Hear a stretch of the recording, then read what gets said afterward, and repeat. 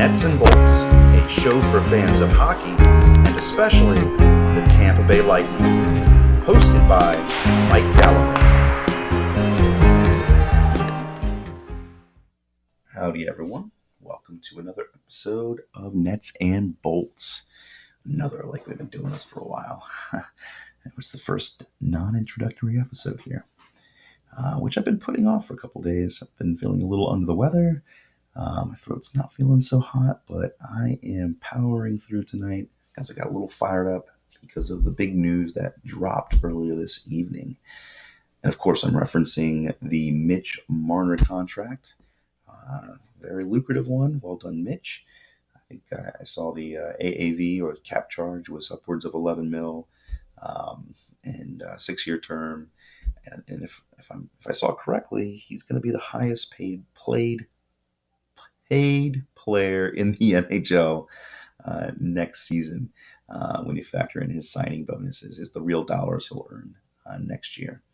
So it, of course, produced a firestorm on Twitter. No shortage of opinions of whether it's too much or just right or anything in between. But also some attention shifted. Naturally, some people wondered, well, what does this mean for the other RFA class, the other unsigned restricted free agents? And of course, a very prominent one would be the Lightning's own Brayden Point. So I really wanted to get on here and give my 2 cents because, well, there was a number of interesting opinions shared. I think I saw one in particular individual suggest, as if these negotiations happen in a vacuum, that because Marner received 11 million cap charge from the Leafs, that Brayden Point should get about 8 million from the Lightning. So I kind of wanted to address some of the I think what's been going on in the past several months, really, which is just some expectation that's out there that there's going to be some extravagant number that the Tampa Bay Lightning are going to concede to the Brayden Point camp. And I guess I have some contrary conclusions. But anyhow, I just wanted to lay out a couple things before we get really started. There were some fresh reports of negotiations, if we want to call them that, or the lack thereof, that are consistent with expectations we've already had in regards to how things might play out from local reporting. Chris Johnston of Sportsnet did a radio hit earlier today, apparently, and really, he basically just suggested he knew that Tampa Bay had been pushing for a bridge deal. So surprise, surprise. And that, of course, Point's camp was looking for longer term. Pierre LeBrun of The Athletic tweeted out that Tampa Bay had some offer they had made at some point. It wasn't clear when, but the last offer Tampa Bay had made to Brayden Point's camp was 3 years at $5.7 million per, with no other details beyond that. But then the two sides were far apart. So, okay, we kind of have two national level reporters that are suggesting Tampa Bay is really trying to get a short term. And again, this really makes sense with what we have seen speculated locally, and just with what we know of how Tampa Bay operates. Why is Tampa Bay pushing so hard for a bridge deal? Well, there's obviously precedent, right? Tyler Johnson and Nikita Kucherov and Andre Palat and Andrei Vasilevsky have all signed such short-term pacts in recent seasons. It's sort of an institutional norm, or an internal norm, I should say. So I think that expectation is there, and really it fits into what the goal of extending your depth, right? You're keeping certain crew around longer for your window of contention than otherwise you'd have. Delaying the infusion of other players, younger players, even perhaps rookies. Um, but it's also reflective of just the organization's willingness to kick the bucket, so to speak. In the case of Kucherov and Vasilevsky's deals, those were significant hikes in pay. They were graduated to some degree, but especially with Vasilevsky's deal, it's a $6 million jump coming due next year when his extension kicks in. So the team is comfortable with this and is willing to come to that point when 3 years from now, and can point to say to Brayden Point's camp, say, look, we've honored our end of the bargain with these players and that we've signed to such deals, and that's sort of a compelling reason there. But another thing I bring up is that the current process going on with Point resembles to me, or at least there's a parallel to me in the path that we witnessed to Kucherov's second contract. And what I'm getting at is that the team in the summer of 2016, the Lightning had multiple ways they could have carved out the room needed to give more money per year to Kucherov, with the obvious carrot being, the benefit being more term, right? Perhaps moving into the future, you have a bargain deal as the cap ceiling rises. But the team opted not to do that, despite arguably, I certainly made the case at the time, but the team did not want to do this. And in fact, when push came to shove, there was two players who filed for arbitration, and Alex Killorn was one of those players. And the team settled with Killorn, which is very commonplace with these situations. But the team settled with Alex Killorn prior to the hearing, and at that point, the Lightning were knowingly going to be limited in their available funds if they struck a deal with Killorn. So there would be little money to go to, substantially less money to go to Nikita Kucherov to get him signed. And the Lightning had an out in the sense that Killorn, had they gone through the hearing process, Killorn was very likely to receive an award that would have exceeded the threshold, right, for the team being, because it was player elected arbitration, the team being able to walk away from the award, thereby setting, in the case of in that situation, they would have set Alex Killorn free as a unrestricted free agent. If the team had wanted to do that, they could have, and just reallocated the money to Kucherov, but they didn't. Right? They deliberately boxed at every juncture, boxed Kucherov's camp in, leaving him really no other outcome. And though Kucherov held out and was really not pleased with the situation, and if I remember correctly, he ended up switching agents after this negotiation concluded. But Kucherov missed training camp, but ultimately settled. Right, writing was on the wall. So I see this, I've seen this, if you will. This has struck me as a sort of, maybe not deja vu, but something close to it. I see this playing out with Point, where the Lightning have had opportunities to hold funds aside, right? I mean, once they cleared Miller's contract, and then virtually a month later, nearly a month later, were able to get Ryan Callahan off the books pretty cleanly. They did have a contract come back with Mike Condon that, even buried in the AHL, he'll cost some money towards their cap obligations.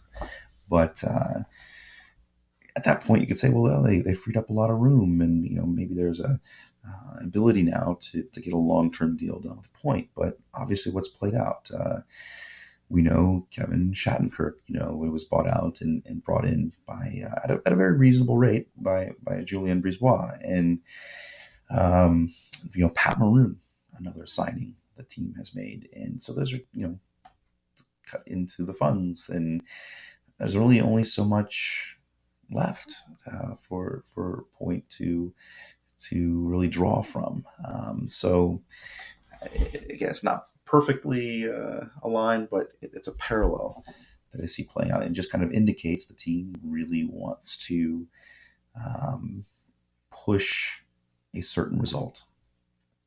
But underline this, I mean, you could still say, okay, well, sure, there's by signing some players, reduce the amount of funds that would be available to sign Point to a long term deal, but there's still roughly $8 or so million in cap space that could be thrown towards a longer term deal than a bridge.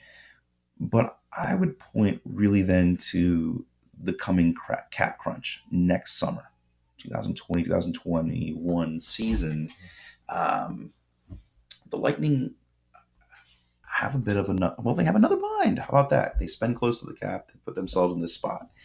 Um, and really the issue is, unlike this year where the Lightning had a number of players coming off the books, and although they had certainly extensions kicking in, you had players with significant contracts, whether it was Brayden Coburn, whether it was Anton Strawman. You had players who, in the case of JT Miller, who had no trade protection had not kicked in yet, was due to kick in on July 1st.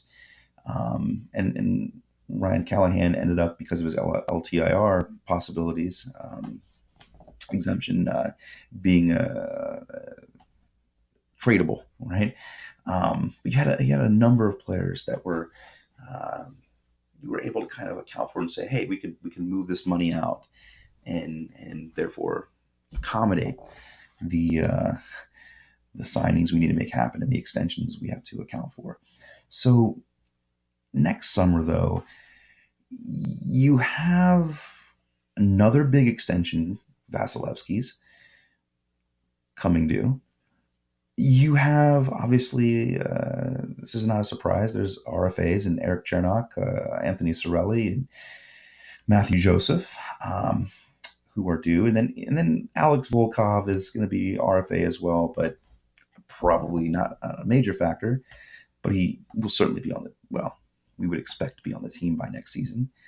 And then Cal Foote might be joining the team by that point. It's very reasonable to think he would be getting a very good chance to make the team next summer. So incoming, at least Foote is signed to his ELC, $7 million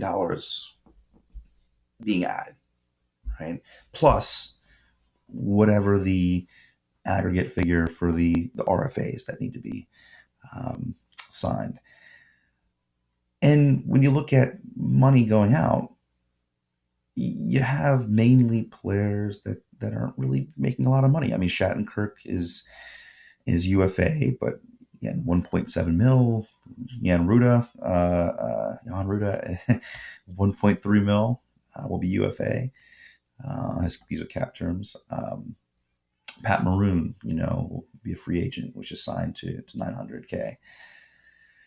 You do have Matt Carl's buyout charge coming off the books, being lifted finally. And then if you can trade, say, Alex Killorn, whose contract there's just no trade protection modifies, I mean, maybe you can clear out, all said and done, roughly $10 million.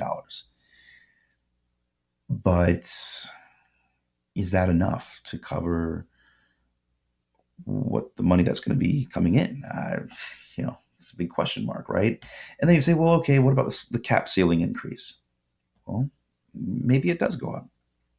Maybe not, though, or maybe not significantly, right? We certainly have seen news of the players have made a big stink about escrow, and They are not increasing the cap ceiling by the full escalator every year, and so it's a point of contention right now, and moving forward.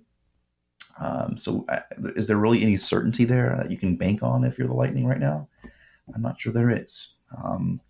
But I really see this cap crunch next summer as kind of almost necessitating the forcing of a short term deal on Point, even though that perhaps now you might be able to tack on an extra year or two for this season. I'd say be able to get upwards of 7.5, maybe, and 8 million in the AAV. Like the team might really feel that every penny counts in trying to really hold that number down, which is perhaps why a much shorter term, maybe cap, or really trying to push for no more than 3 is preferable to the club.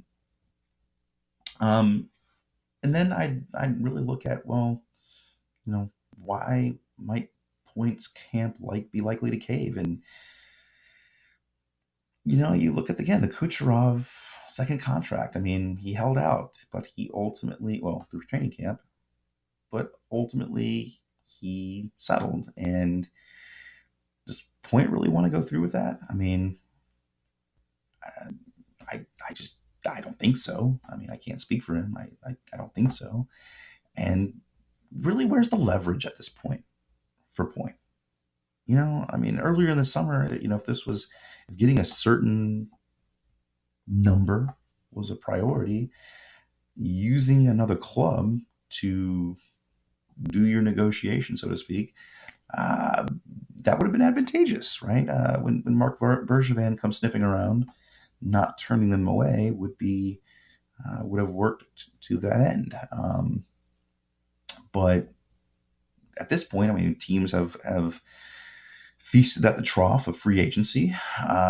They've resigned. Many clubs have resigned most, if not all, of their free agents. And there's really, when you look at a list of let's say on Cap Friendly, you look at where the club's projected cap space. There's really not a lot of teams with money to really throw around, substantial amounts of money to throw around. Yes, you could say maybe there's maybe Colorado or the Blue Jackets that have a nice chunk of change, and maybe would be willing to use those funds to make a play at this point for Brayden Point. But um, other clubs, I don't really see it, right? I mean, you look at the list, and if it's the Calgary Flames, I mean, we got Matt Tkachuk still to sign. If you're talking about the Boston Bruins, I mean, they've got their own, Charlie McAvoy to get under terms, and it's just Winnipeg Jets, Patrick Laine and Kyle Connor yet to sign, and then other clubs, Anaheim and Ottawa, are notorious for their shrewd management, right? That they well, I should rephrase that, for sort of internal budgets, right, and counting those real dollars. So again, really just not a lot of options for if you're trying to conjure, if you're Points camp and trying to conjure really competitive uh, uh, offer sheet at this point. Uh, Good luck, right? I mean, getting it done.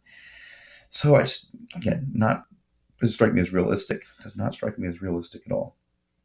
So then, what else can you do? I mean, you're going to hold out, and we saw this with William Nylander last year. Little wrinkle where you go into the season still unsigned, and the number you end up signing at is prorated. So your cap charge actually ends up higher. Um, and so that then becomes an issue, right? Where you end up having to take less, because the cap charge for the first season is prorated and therefore higher. So I don't really think waiting into the season makes sense for Points camp. I mean, with the Lightning kind of being in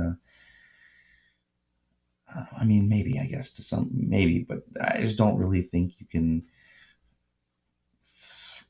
assume that's a very palatable option. And really going to be productive for both the team or the player. So, and then, play outside the NHL. It, I guess it's a possibility. Does Brayden Point want to go play in Switzerland or in Russia for less money? Then he'd be likely to make even on a bridge deal with the Lightning. I suspect no. So, again, altogether, it just not signing doesn't seem like a realistic outcome for Point. Um, Again, if you're being boxed in, it's not pleasant, I would imagine. And there's figures I'm sure they would hope to see, and maybe concessions or movement they'd like to see from the Lightning side of things. But ultimately, I feel like if the club really wants to play hardball, they're in a pretty good position to do so. Um, so I kind of then want to just finish with, where do I see this kind of being resolved at? And I've signaled this privately with some folks before, but I've always thought that, sort of Occam's razor, right? That we're likely to see a bridge deal. It's in the sort of the team norm. They've done this before. I think it's likely they're going to do this again. So I see a 3-year deal, and my stab in the dark, if you want to call it that, I've been expecting somewhere in the range of $6 million per. So the cap charge being $6 million, plus or minus maybe a half mil or so. Maybe it's higher. Maybe I'm wrong here, but my reasoning for this was when you look at Kucherov's second contract, it carried a 4.8.